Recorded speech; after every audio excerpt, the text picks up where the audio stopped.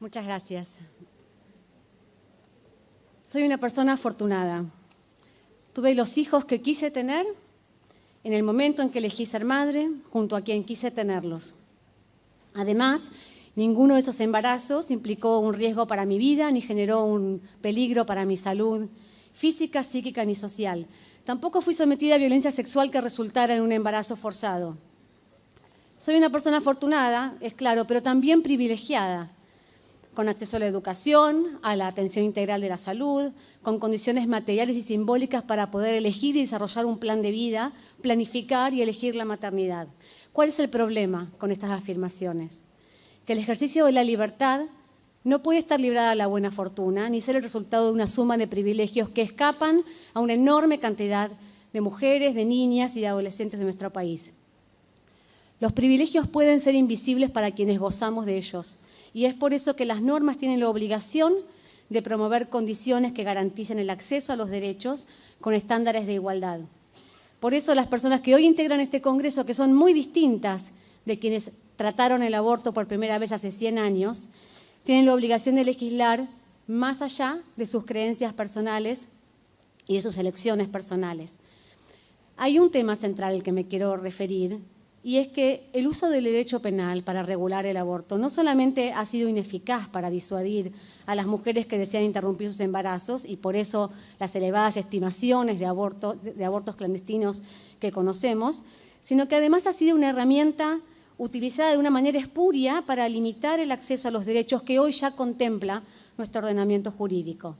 Lo cierto es que desde 1921 el aborto está parcialmente despenalizado en la Argentina. Es legal cuando corre peligro la vida, la salud de una mujer o en los casos de violación. Y no es solamente una disculpa del castigo penal, es un derecho. Eso es lo que dijo la Corte en el caso Fan en el 2012. La Corte sostuvo que las mujeres tienen derecho a interrumpir un embarazo y que el Estado, nacional, provincial y municipal, tiene la obligación de garantizarlo. La Corte no solamente afirmó que no se infringe la ley si se realiza un aborto en esos casos, sino que, por el contrario, el Estado y sus agentes incurren en responsabilidad civil, penal o administrativa si no se garantizan los medios para garantizar ese derecho. Reconocer el aborto, dijo la Corte, no solamente es compatible con la Constitución y los tratados de derechos, sino que también con los tratados de derechos humanos. No hay contradicción entre habilitar el reconocimiento del derecho al aborto y establecer medidas para proteger a la mujer embarazada, como hace la Constitución. Y tampoco es incompatible el aborto con los tratados internacionales de derechos humanos, como han señalado repetidamente.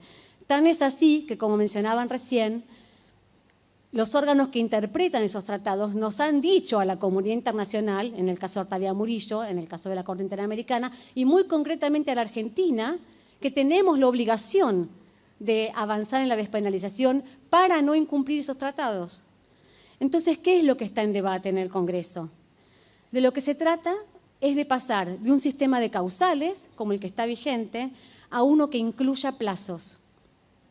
Una regulación entonces que reconozca la falibilidad y la imposibilidad de implementar el sistema actual, que está plagado de barreras, que no es universal, ni accesible, ni igualitario en el ejercicio del derecho a la interrupción legal del embarazo. Hay un derecho, pero las mujeres no lo podemos ejercer. Las noticias de diferentes lugares del país, y hoy hay muchas compañeras de otras provincias que lo van a poder contar más claramente, muestran una infinidad de barreras institucionales, burocráticas e ideológicas para garantizar el acceso a los derechos reproductivos y el acceso al aborto legal.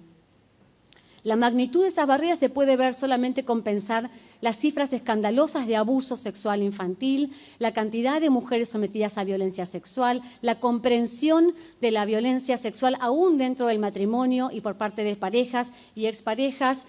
Todas esas mujeres que han sido víctimas de violencia sexual, frente a tan pocos abortos legales registrados en el sistema de salud. ¿Qué quiere decir? ¿Que todas eligieron seguir adelante con un embarazo? ¿O es que la cantidad de barreras formales, informales, simbólicas, los prejuicios, la estigmatización, no les dejaron opción, no les dieron acceso al derecho a elegir, interrumpir un embarazo al que hoy debían tener garantizado de acuerdo con lo que dice nuestra legislación y nuestra Corte? Entonces, el Congreso no debe debatir hoy si el aborto se legaliza en un país donde rige una prohibición absoluta. Este no es el caso de otros países de nuestra región que atravesaron ese debate recientemente. Aunque eso es lo que parecen sugerir algunas voces que se escucharon en este ámbito y que proponen convencer a quienes son víctimas de violencia sexual a que cambien de opinión y acompañar esa decisión como si ese fuera el único destino posible. Esa posición lo que hace es reforzar la culpabilización de las mujeres y las expulsa del sistema de salud. El debate que hay hoy en el Congreso solamente puede ser superador. El principio de progresividad y no regresividad de los derechos humanos nos impide volver antes de 1921. El Congreso tiene que debatir si abandona una norma que está exclusivamente basada en causales por una norma que incluya y contemple plazos, que establezca un límite temporal, 14 semanas en el proyecto de la campaña, dentro del cual no va a ser necesario acreditar ante el sistema de salud la existencia de esas causales. La diferencia es importante, pero al mismo tiempo no es abismal. Un minuto.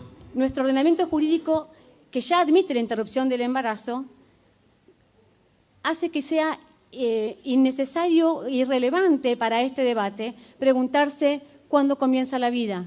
Nuestro ordenamiento jurídico ya reconoce la protección incremental de la vida. Lo que debe debatir el Congreso es la eliminación de una actual necesidad de explicitar las razones para solicitar la interrupción bajo amenaza de sanción penal. Las mujeres siempre tenemos razones. Las mujeres, las adolescentes, siempre tenemos razones y motivos. La pregunta es si tenemos que darlas frente a la amenaza de la coerción de la libertad. Las razones de cada una serán íntimas y no tendrán que someterse al escrutinio. Y eso va a ser no solamente importante para las mujeres, que tendrán derecho al acceso sin miedo a ser denunciadas, sino también para los equipos de salud, que podrán tener mayor garantía y certidumbre sin temor a denuncias espurias de colegas, jefes de servicio, directores, directoras de hospital, que promueven la violación de la ley y persiguen a quien las cumple. Mejorar el acceso al aborto en las primeras semanas permitirá no solo dar un paso hacia el reconocimiento de la igualdad de las mujeres, respetando su autodeterminación reproductiva, sino que además daría certeza al sistema de salud sobre sus obligaciones y condiciones de legalidad, confidencialidad y seguridad. Sobre todo significaría avanzar hacia una sociedad que no imponga concepciones morales o religiosas a otras personas bajo amenaza de prisión, sino que garantice las condiciones para elegir.